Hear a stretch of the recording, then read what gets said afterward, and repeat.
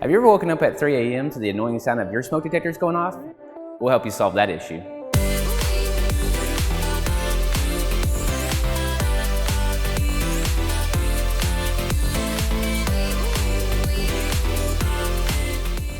First things first, you need to verify that there's not a fire in your house. If you see smoke or a fire, immediately leave your home and call 911. After verifying your house is not on fire, we can try to assess why your smokes are going off. If you're hearing a light chirp, it typically indicates a low battery.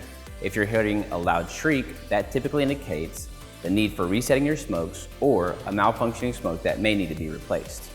Replacing the batteries on your smoke detector is very simple.